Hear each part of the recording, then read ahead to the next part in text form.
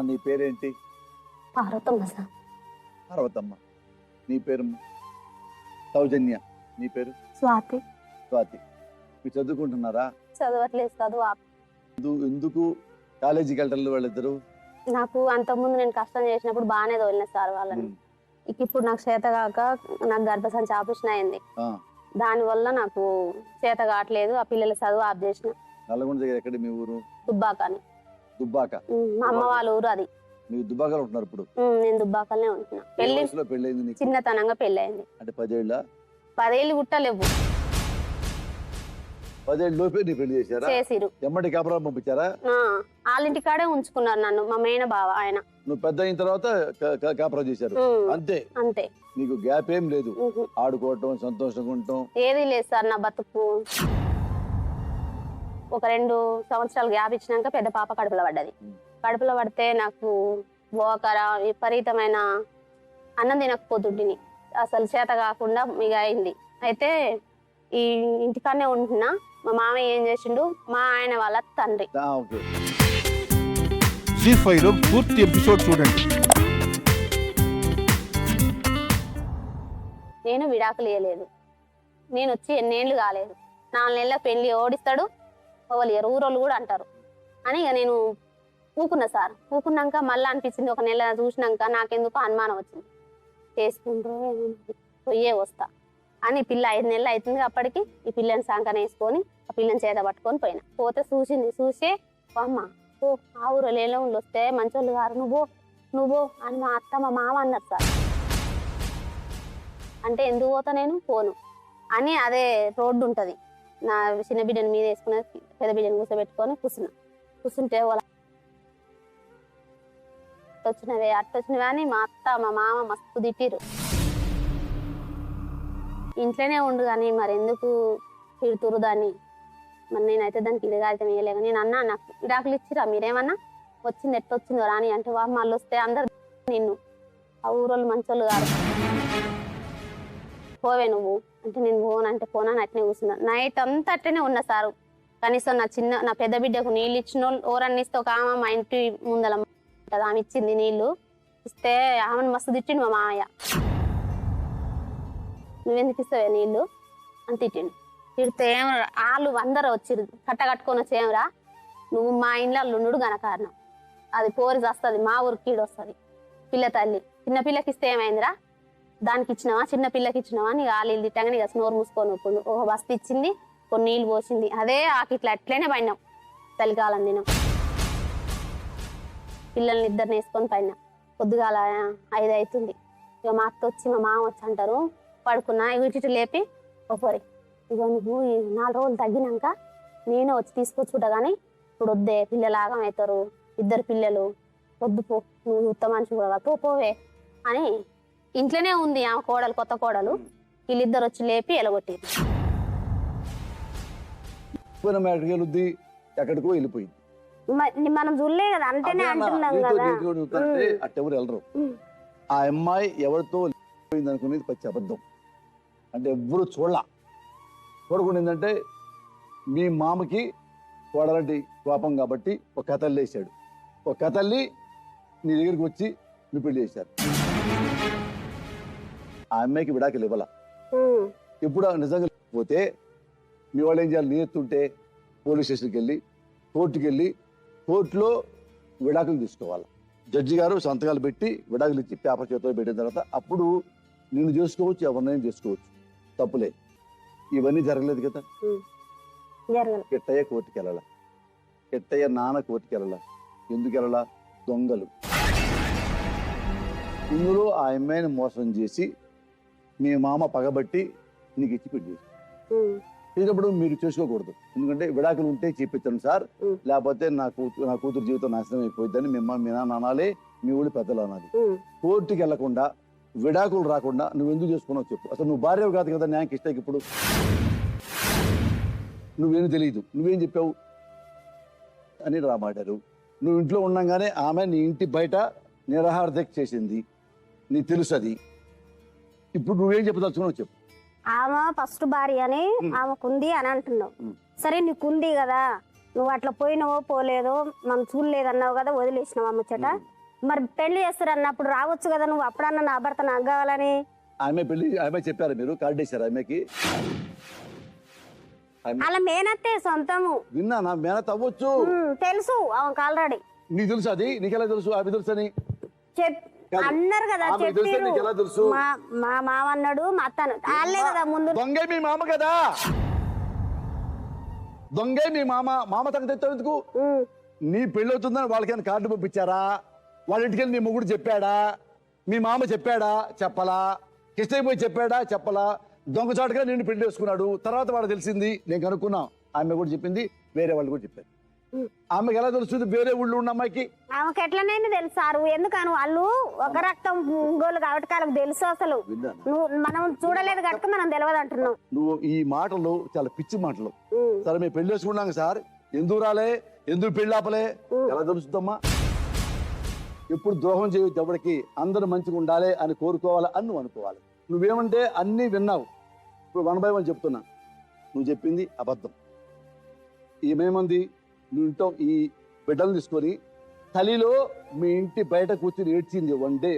ఇది నీ ఇంటి ముందు నువ్వు ఇంట్లో ఉండంగా జరిగింది. ఒకటి. నువ్వేమన్నావు? ఈ అమ్మాయిని మా ఇంట్లో రూమ్ లో ఉండక్క అన్నావు. అందా అమ్మాయి?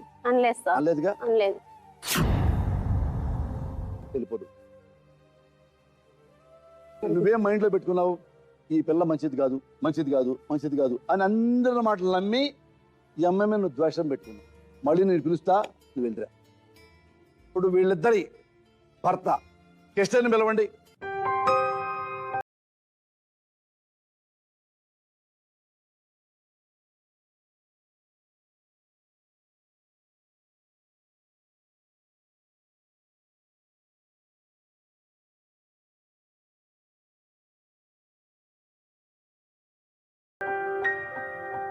కిష్టయ్య, పార్వతి నీకేమవుతుంది? పార్వతి భార్య. పార్వతి గుర్తుందా నీకు? గుర్తుందా? చూపించమంటావా పార్వతిని? పార్వతికి ఎంతమంది పిల్లలు? నీకు 2 పిల్లలా? 2 పిల్లలా? ఎంతమంది? నువ్వు చేసుకోమని చెప్పావా? 3 ఏళ్ళు అయిపోయింది, మా అమ్మాయి రా చేసుకోమన్నావా? నేను చెప్పలేదు సార్, 2 గానుపులు అయితే ఏ కాని పెట్టాల అన్నుండు.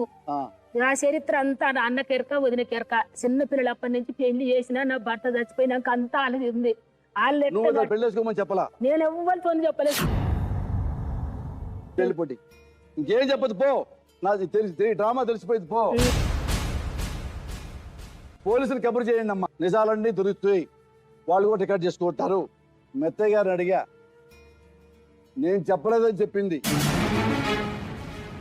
ఒక బాల్య ఆయన పోతే నేను పోతే ఆయనకు ఒళ్ళు కట్టింది, ఆయనకు ఒళ్ళుకై నాకు ఒళ్ళు కట్టిందని అన్నది. పెళ్ళైన తర్వాత భార్యాభర్తల మధ్య గొడవలు అయిందనుకో తప్పు లేదు. నాకవుతాయి, నీకవుతాయి, వాళ్ళగడ్డ అవుతాయి. భార్యాభర్తలు కలవటం ఇష్టం లేదనుకో కోర్టుకి వెళ్ళాలి. ఏమండి ఈ అమ్మాయి నాకు ఇష్టం లేదు, నాకు ఆమె కూడా నేనంటే ఇష్టం లేదు, గొడవలు బాగా అవుతున్నాయి, విడాకులు ఇవ్వండి అని కోర్టుకి వెళ్ళి కోర్టులో విడాకులు తీసుకొని అప్పుడు నువ్వు 2 పెళ్లి చేసుకోవాలి. ఎట్లా నువ్వు దొంగ పెళ్లి చేసుకుంటావు? ఒక బిడ్డ నీ బిడ్డ అన్నావు కదా, 2వది నీ బిడ్డ కాదా? రక్త పరీక్ష చేపిద్దామా? రక్త పరీక్ష చేపిద్దామా?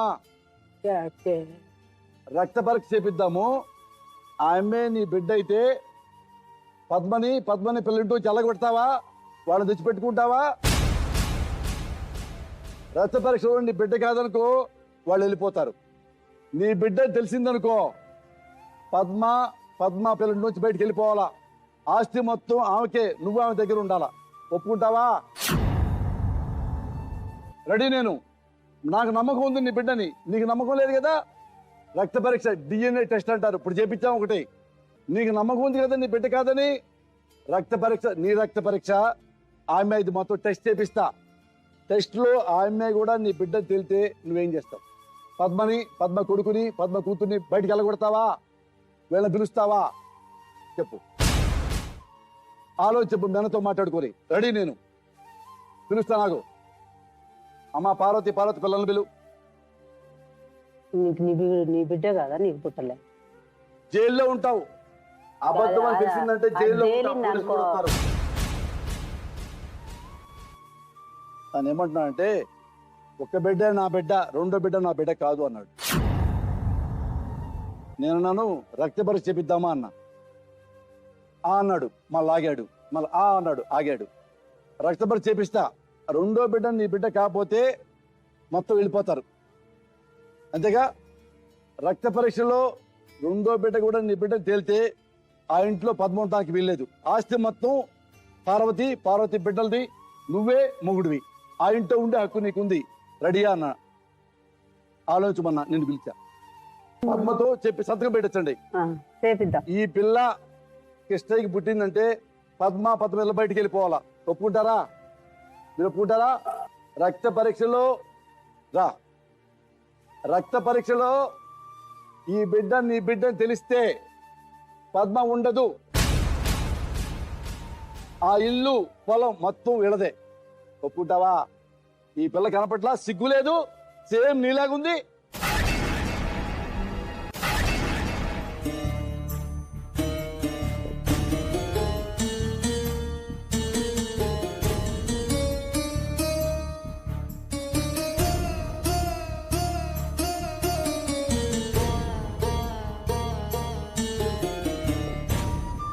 ఈ బిడ్డకి ఇస్తే బిడ్డనా? అవును కదా. నేను ప్రమాణం చేసి సార్, ఆయన కూడా చేయాలి. ఆయన కాదు, రక్త పరీక్ష చేపిస్తా. పద్మ పిల్లలిద్దరు ఇంట్లో ఉండరు, మీరే ఉంటారా ఇంట్లో? ఆమె వెళ్ళిపోద్ది. అంతే సార్, అంతే. అట్లా సంతకాలు పెట్టాలి, అందరు పెట్టాలి. ఒప్పుకో, లేకపోతే పోయి కళ్ళ దండం పెట్టి ఆ పిల్లకి క్షమాపణ చెప్పు. తప్పు మాడాను, చంపలేసుకో. లేదా రక్త పరీక్ష నిలబెడతావా? నేను చేపిస్తా.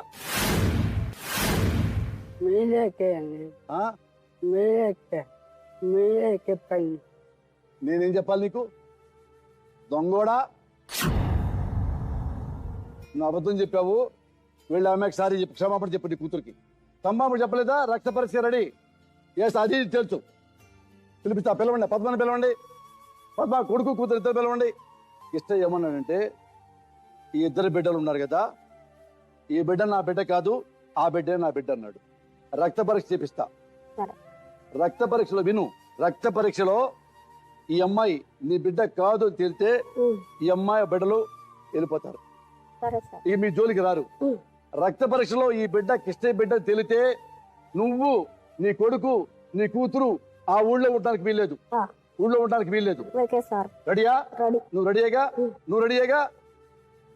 ఇక నువ్వు కిష్టయ్య నీకు ఎలా సంబంధం? నీతో ముందు లెటర్లు రాపించుకుంటాం. కిష్టయ్యని మేము మోసం చేసి ఈ పిల్ల మీద నిందలు వేసామని నేను రాపించుకుంటాం ముందుగానే. రెడీగా నువ్వు? అమ్మా ఆలోచన. వాళ్ళు అట్లా తెగబడి వచ్చారు కదా సార్,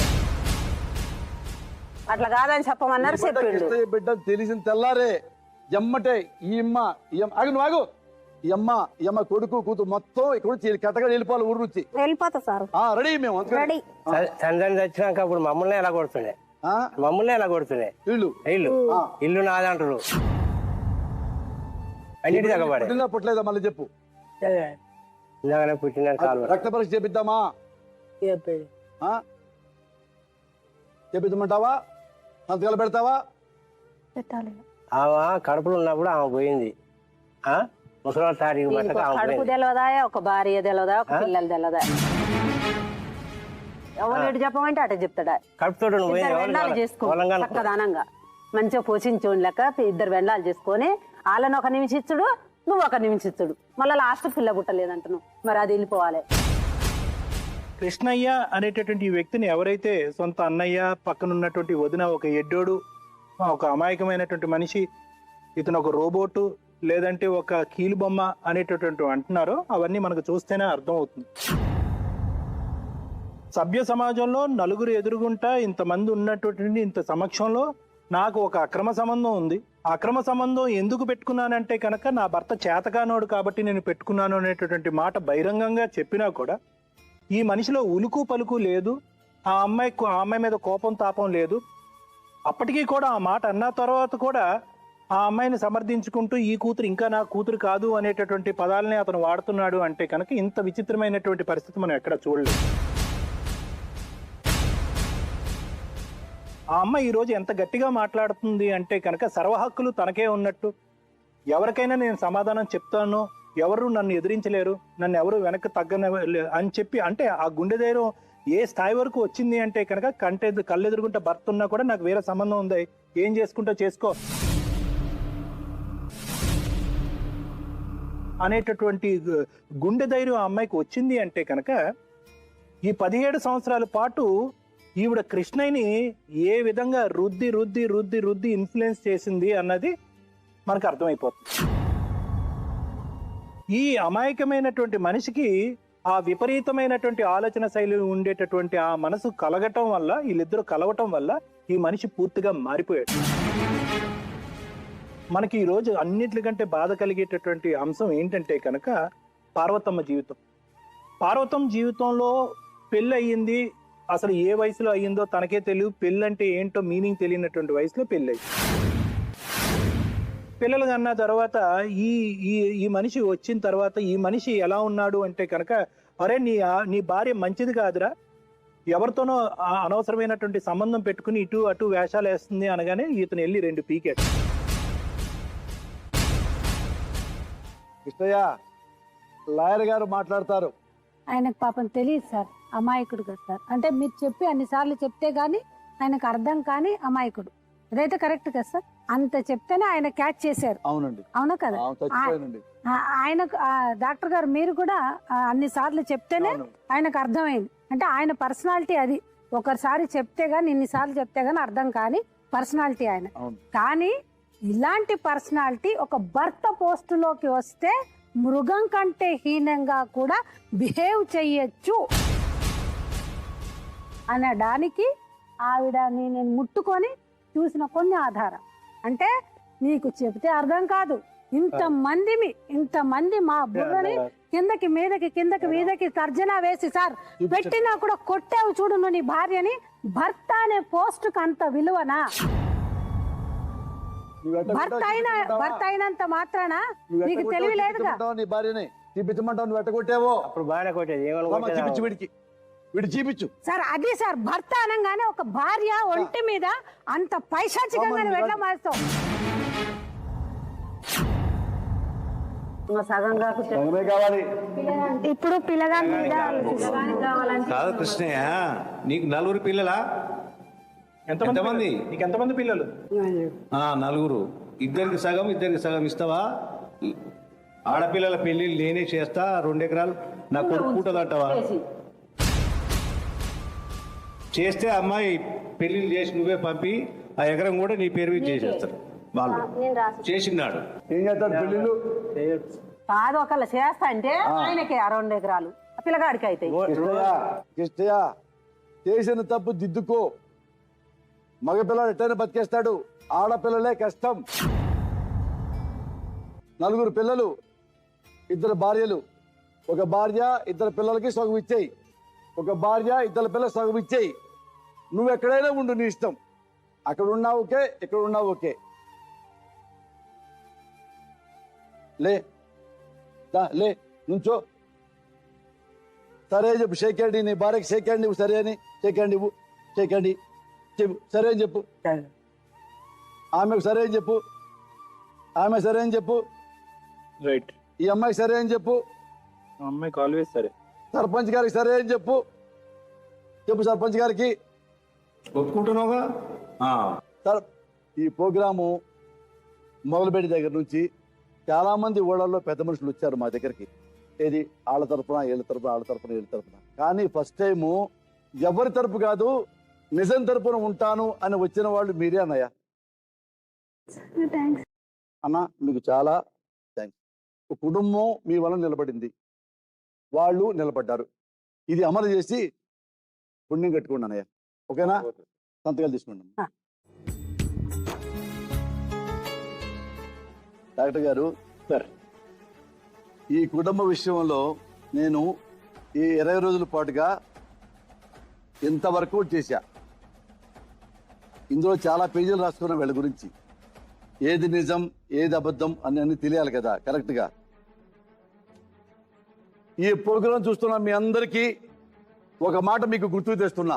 20 రోజుల కిందట ఇదే కుటుంబం మన బతుకు జట్టుగా బండికి వచ్చింది.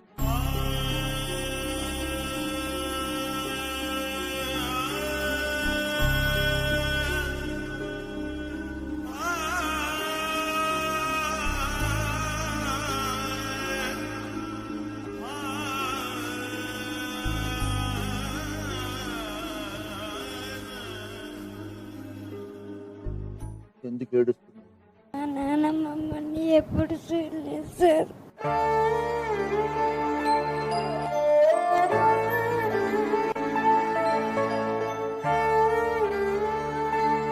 తన పేరు దస్తగిరి. తను బుజ్జమ్మనే ఈమెని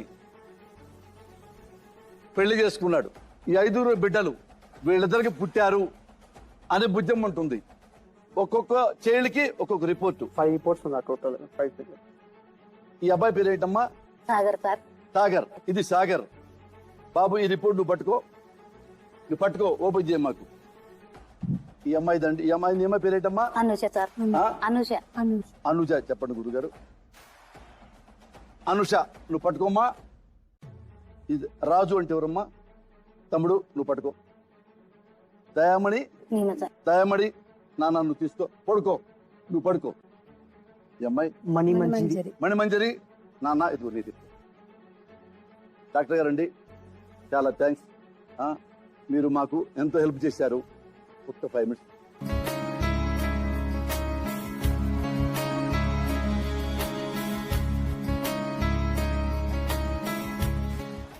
ఏమన్నారు? 2 పిల్లలే ఉన్నారు. 2 పుట్టిర్రు అని చెప్పారు సార్. నాకైతే పెళ్లి చేసుకున్నప్పుడు 2 ఉన్నారు. అంత తప్పుంటూ ఆయన వెళ్ళలేదు.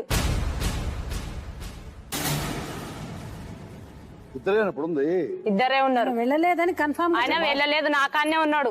ఏం సార్? అప్పుడు ఇద్దరే ఉన్నారు సార్. మా ఊరు అప్పుడు ఇద్దరే ఉన్నారు. మీరు కనుకోండి. ఇద్దరే ఉన్నారు. లేదు సార్, 4. లేదు 4 పిల్లలు. అదో వాళ్ళ అక్క వచ్చింది సార్. వాళ్ళ అక్కని పిలిచండి సార్. ఎందుకు నాన్న మన కళ్ళ రిపోర్ట్లు ఉన్నాయి అమ్మా. సార్ మీరు ఎట్లా చెప్తాటే నేంట సార్. మీకు ఎదురు చెప్పండి సార్. అంటే ఆవిడ ఎంత ఖచ్చితంగా చెప్తోందంటే నీ భర్త వెళ్ళలేదు అని చెప్తోంది సార్. అంతే నమ్మింది కాబట్టి చెప్పింది. ఊరికే చెప్పదు కదా సత్తమ్మ. సత్తమ్మకి ఎందుకు నిందేస్తుంది? అందులో నిజం ఉందని నమ్మితేనే నిందేస్తుంది. ఊరికి నందు. సత్తమ్మ గారు ఏమన్నారంటే ఈ 2 బిడ్డలు తర్వాత దస్తగిరి ఆమెతో గొడవైపోయి వద్దు అనుకొని సత్తమ్మ దగ్గరికి వచ్చాడు. వాళ్ళిద్దరు సహజీవనం చేశారు. ఇక్కడ బిడ్డలను కంటున్నాడు, ఇక్కడే ఉంటున్నాడు. ఆమె దగ్గరికి వెళ్ళలేదు. వెళ్ళినప్పుడు ఈ 3 బిడ్డలు ఎలా పుడతారు అని ఎవరికైనా అనుమానం వస్తుంది. నాకైనా వచ్చింది, డాక్టర్ గారికి వస్తుంది, లాయర్ గారికి వస్తుంది, అలాగే ఆమె కూడా వచ్చింది. తప్పేం లేదు. రిపోర్ట్ మనం చూస్తాం కాబట్టి. భుజమ్మ రిపోర్టు ఓపెన్ చేయక ముందు మరొకసారి అడుగుతున్నా. లేదు సార్. వినమ్మా చెప్పేది. తప్పు చేసి ఉంటే ఒప్పుకో. ఈ 3 నాకు పుట్టలేదని ఒప్పుకో. తప్పు చేయకపోతే చేయలేదు సార్. నేను చేయలేదు. ఆ రిపోర్ట్ లో మీ బిడ్డలు కాదని తెలిస్తే నువ్వు వెళ్ళిపోవాలి. వెళ్ళిపోతా సార్. గ్యారెంటీకి వెళ్ళిపోతా. గ్యారెంటీగా. మళ్ళీ ఎప్పుడు కనపడను సార్.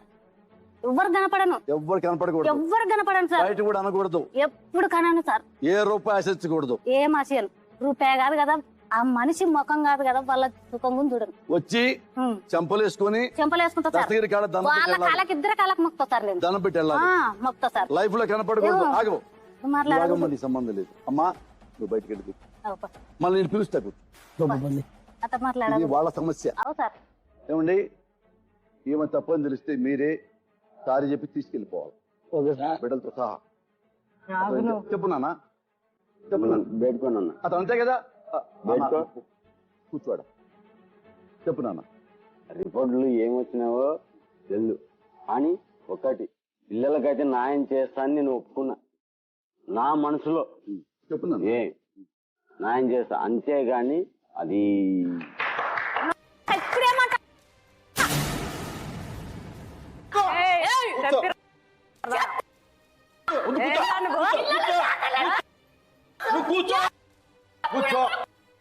కూర్చో చెప్పున్నా. ఎప్పుడు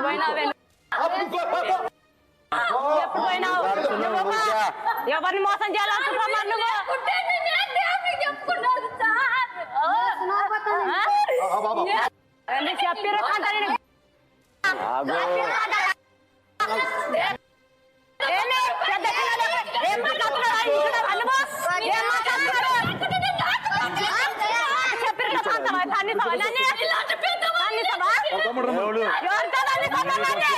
ఎందుకు కొట్టావు? మరి ఏం నాకు నా జీవితం ఏం కావాలా? ఏం కావాలనుకుంటున్నావు? చంపేస్తా. నువ్వు ఎప్పుడు వెళ్ళావు చెప్పు నాకు.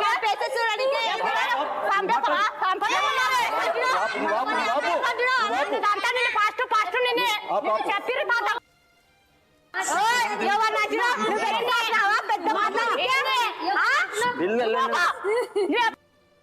ఎన్ని పేర్లు వేసుకున్నాను? ఎప్పుడు ఎవరి జీతం నాశనం చేయాలనుకున్నావు? నువ్వు నా జీతం నాశనం చేయాలనుకున్నావా? అవునా? నువ్వు ఎక్కువ మాట్లాడక ఎప్పుడే కొడతాను.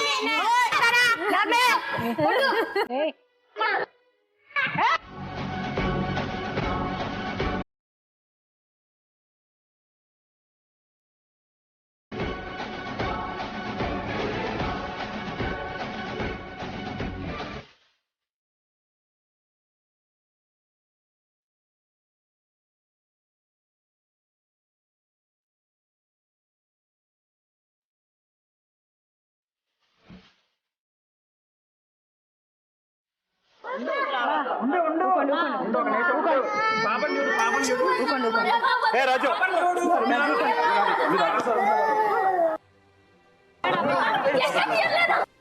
ఇప్పుడు ఏమంటే ఇప్పుడు రిపోర్ట్ చెప్తా చెప్పు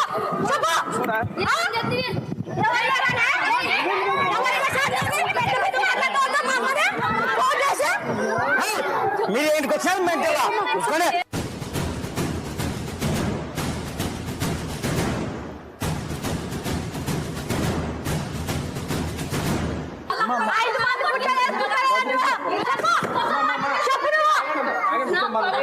ఫోన్ చేసి పెద్ద పెద్ద మాట్లాడతావా? అప్పుడు ఇన్నాళ్ళు అప్పలేదు, ఇప్పుడు కూడా అప్పలేదు అనుకున్నావా? కూర్చో కూర్చోనండి కూర్చో.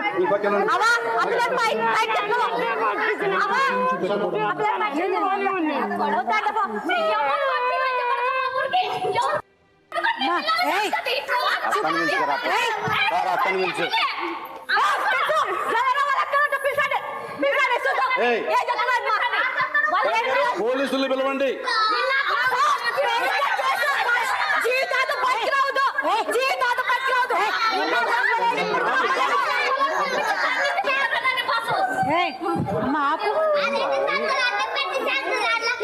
ఏం పర్లేదు తల్లి, ఇచ్చేదని క్లాత్ గా నేను తెచ్చేస్తాను.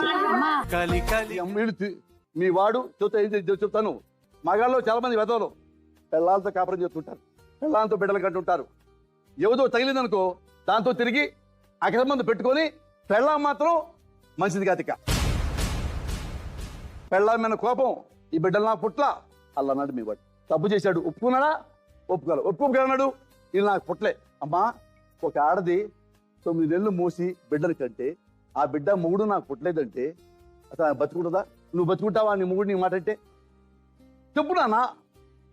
అమ్మా, నువ్వు తట్టుకుంటావా? న్యాయంగా మాట్లాడు, అక్కగా కాదు. ఇదే నీ భర్త నిన్ను ఈ బిడ్డలు నాకు పుట్టలేదంటే నువ్వు బాధపడతావా? ఏడవ్వా? ఇప్పుడు ఆ అమ్మాయి నిజాయితీ పురాలి కదా. ఎన్ని నిందలేసాడు మొన్న వచ్చి 20 రోజుల కిందట. నా పుట్లే చూస్తావా? క్లిప్పింగ్ వేస్తారు ఉన్నాయి. ఆ పిల్ల పుట్టినప్పుడు, ఈ పిల్లడు పుట్టినప్పుడు నీ పిల్ల చెప్పే ఈ బిడ్డ నా బిడ్డగా చెప్పావా? అట్లా ఆమె చెప్పేటప్పుడు ఈ బిడ్డ నా బిడ్డ పుట్టలేదని? అప్పుడే కాదు సార్, ఇద్దరు తర్వాత ఎప్పుడో చెప్పినావా? నేను ఊకొక్క రోజు రాగానే పిల్లలు పుడతారా మాటమ్మా. నువ్వు ఏళ్ళలో ఎంతమంది కన్నావు, ఎంతమంది కన్నా చెప్పు ఒకసారి. సార్ నాకైతే ఇద్దరే సార్ పిల్లలు. నీకు 2 పిల్లలు, వాళ్ళిద్దరు ఎవరెవరు? ఫస్ట్ బాబు సార్. జీ5లో పూర్తి ఎపిసోడ్ చూడండి.